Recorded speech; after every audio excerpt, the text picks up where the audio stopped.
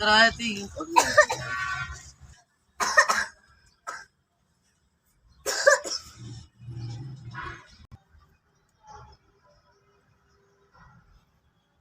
जी किराए का मकान है मेरा, रेहड़ी ला के तो मैं गुजारा करना अपना।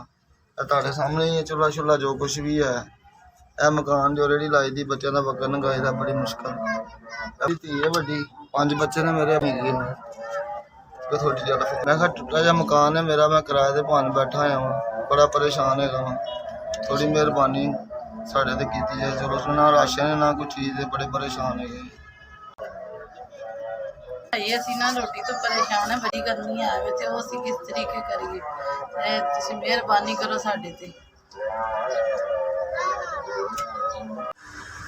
हाँ जी, 5000 रुपया जिन्हें भेजा उन्होंने मेहरबानी, अल्लाह उन्होंने जिंदगी देवे, रब उन्होंने तंदुरुस्ती देवे। मेरे गरीब का जिन्हें भला किया, चलो इन्हें नाल मेरे बच्चों के कोई 4 दिन सोने सुख के लंघ जाएंगे। भावें राशन लियावांगा, इन्हों की कोई रोटी रज के बच्चे मेरे खाणगे, मैं उन्होंने आके दुआवां करांगा तो मजीद अल्लाह उन्होंने फिर भी भला करे। ਅਸੀਂ फिर भी यही कहांगे भी ਇਹਦੇ ਨਾਲ ਸਾਡੇ ਚਲੋ 4 दिन ਸਾਡੇ ਸਹੀ ਲੰਘ ਜਾਣਗੇ। ਜਿਨ੍ਹਾਂ ਨੇ 5000 ਰੁਪਇਆ ਭੇਜਿਆ, ਅੱਲਾ ਮੀਆਂ ਉਹਨਾਂ ਦੀ ਜ਼ਿੰਦਗੀ ਕਰੇ, ਅੱਲਾ ਮੀਆਂ ਨੂੰ ਤੰਦਰੁਸਤੀ ਦੇ। ਮੇਰੇ ਛੋਟੇ ਛੋਟੇ ਬੱਚਿਆਂ ਨੇ ਜਿਨ੍ਹਾਂ ਨੇ ਮਦਦ ਕੀਤੀ है, अल्लाह ने और ज़्यादा मजीद दे। SVS आपकी बहुत मेहरबानी जिन्होंने साढ़े को 5000 रुपया बचाया।